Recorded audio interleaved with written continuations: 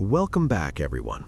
I'm about to share a series of events that defy explanation, things that happened directly to a man named Tanzid Hassan. I'm telling this exactly as he shared it with us, in his own words. To start, you should know that these incidents centered around my home and happened to me personally. I'm going to share 4 specific encounters. I ask you to listen closely. Without further delay, let's get into it. It was late 2013. I was in the 4th grade. My father held a government job and had just been transferred to a new location. A new residential complex had sprouted up right next to his office. At the time, there were only 4 or 5 buildings. The layout was very open. Each building was about 40 to 50 meters apart. We moved into the 5th floor of a 6-story building, along with a few other families. Our block was about 50 meters from the main road. Even though the area was deathly silent at night, whenever a heavy cargo truck hit a bump on that road, the sudden thud would make my heart skip a beat. My experiences with the supernatural began in 2016. Back then, I was obsessed with paranormal radio shows. I'd listen to them late at night until I fell asleep, often recording them on my FM recorder to catch the parts I missed. At that time, I shared my room with my cousin, who worked for a company where his shifts rotated every 7 days, 1 week on days, 1 week on nights. Naturally, during his night shifts, I had to sleep alone. Our apartment was spacious: 3 bedrooms, a dining room, 2 bathrooms, 2 balconies, and a kitchen. My room was quite a distance from my parents' room. The first incident happened one night in May 2016. I was in 7th grade. My cousin was on night duty. I had stayed up late finishing schoolwork. I didn't check the clock, so I can't be sure of the exact time. I hadn't eaten dinner yet, and since my parents were already asleep, I served myself and sat down at the dining table. For some reason, I felt an intense wave of dread. The silence was absolute. I could hear the rhythmic tick-tick of the wall clock with unnerving clarity. As I sat eating at one end of the table, a violent, deafening crash shattered the silence. It felt as though an invisible, powerful hand had slammed down onto the table with all its might. Everything rattled. My glass of water tipped over with a thud. I looked around, but the dining room was empty. My skin crawled. I bolted to my parents' room, hoping I had just imagined it, but my parents were awake. They had heard that terrifying crash too. I didn't finish my meal. I just stayed in their room and fell asleep. The next morning, everything seemed normal. My cousin returned to the day shift, so for the next week I wasn't alone at night, and my fear faded.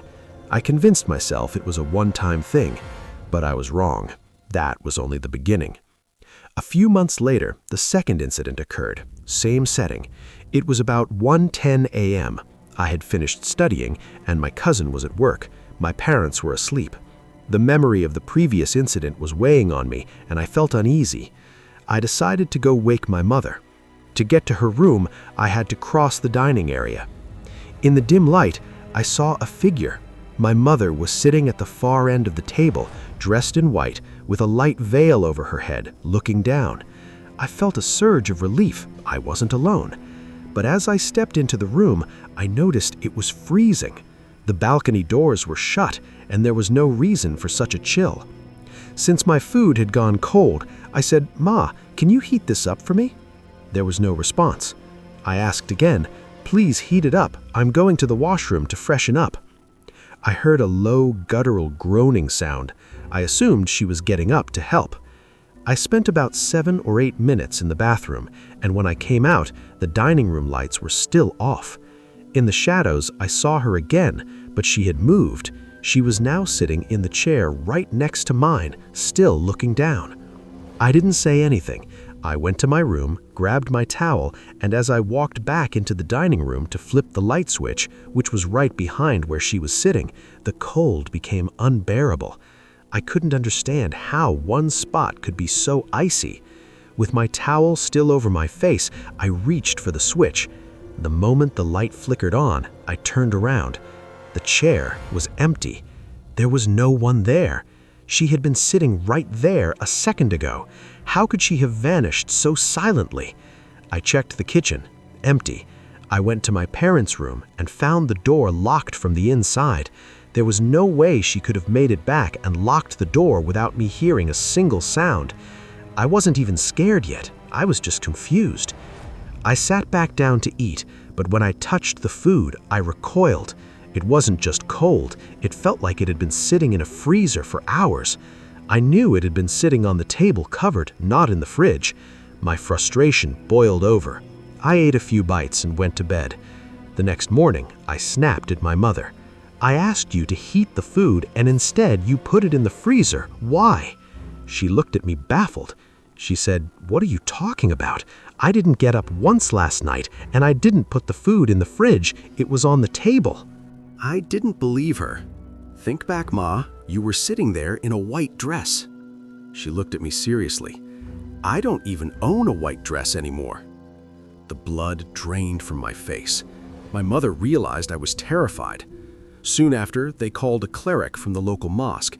He performed a ritual and hammered 4 nails into the corners of each room to seal the house. My sister was on the way, my mother was pregnant, and they didn't want to take any risks. But the questions haunted me. Who was sitting there? Why did they appear as my mother? And how did the food get that cold? Years passed. It was now late 2021. My cousin had married and moved out, so I was sleeping alone again.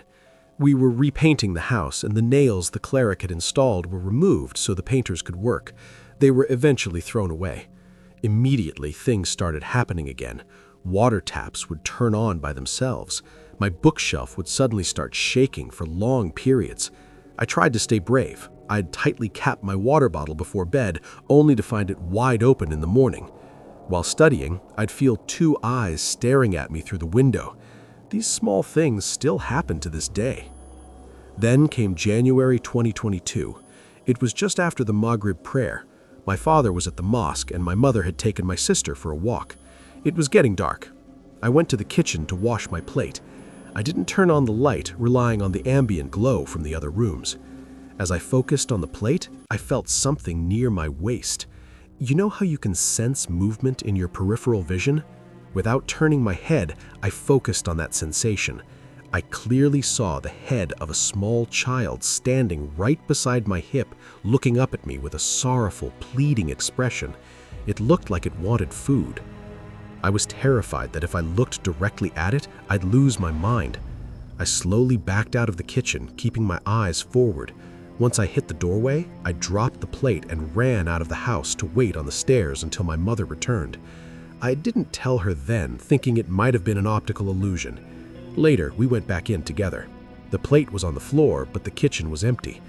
I stood in the same spot, trying to recreate the vision, but there was nothing. Yet I knew what I felt. That child was right there, wanting something from me. The final story is the most harrowing. By mid-2022, I had exams coming up and had started praying more regularly. My father had a habit of calling me for the Fajr prayer. He would keep calling until I answered him. One night, I fell into a deep sleep. I heard my father's voice calling my name for prayer. I opened my eyes but felt lazy, so I stayed still, waiting for his second call. But the second call never came. The house was silent. As I swung my legs off the bed, I was hit by an overpowering scent of attar, traditional perfume. It was intense. I wondered if my dad had put some on, but then I remembered the bottle he bought during Ramadan had finished weeks ago. As I walked toward the bathroom, the scent faded, but the moment I stepped back into my room, it hit me again, stronger than ever. I ignored it and spread my prayer mat on the floor to the right of my bed. My bed is the type that is open underneath, no drawers, just empty space. As I stood in prayer, the smell of attar became so thick it was dizzying, as if someone had spilled a whole bottle on the floor. During the second prostration, sajda, I noticed a movement to my left, under the bed. The dim nightlight cast enough of a glow for me to see a long, white, cylindrical object lying horizontally under my bed. Curiosity got the better of my fear. After finishing my prayer, I slowly leaned over to look under the bed. What I saw stopped my heart. Under the bed, illuminated by a strange, sourceless light, lay a body wrapped completely in a white burial shroud, a kafan. A loose piece of the fabric was fluttering in a non-existent breeze, the movement I had seen earlier. I couldn't move. My body felt like lead. I tried to scream, but no sound came out. The scent of a tar coming from the corpse was suffocating.